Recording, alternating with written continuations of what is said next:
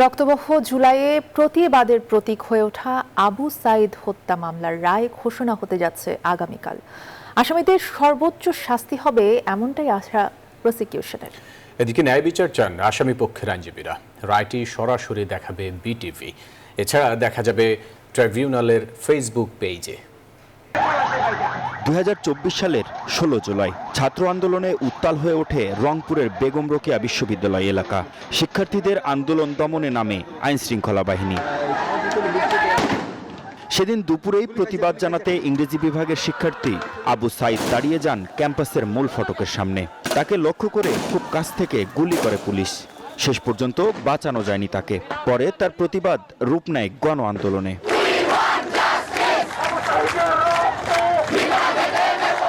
এ ঘটনায় দায়ের হওয়া হত্যা মামলায় বেগম রোকেয়া বিশ্ববিদ্যালয়ের সাবেক প্রক্টর শরীফুল ইসলাম, কনস্টেবল সুজন চন্দ্র রায় সহ 30 জনকে আসামি করা হয়। তদন্তকারী কর্মকর্তা সহ মোট 25 জন সাক্ষ্য দেন ট্রাইব্যুনালে।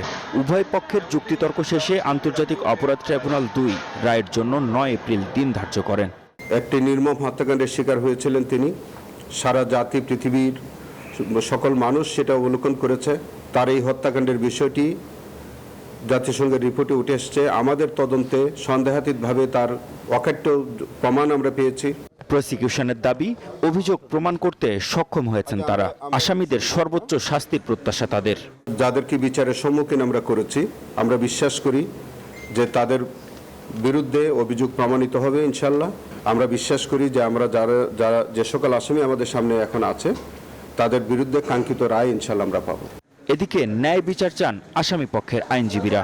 ন্যায় বিচার প্রতিষ্ঠিত হবে বলে আমি মনে করি। মামলায় 6 জন আসামি গ্রেপ্তার থাকলেও পলাতক আছেন তৎকালীন ভিসি হাসিবুর রশিদ সহ 24 জন। রায়টি সরাসরি সম্প্রচার করবে বিটিভি। মাহমুদ হাসান, নিউজ 24, ঢাকা।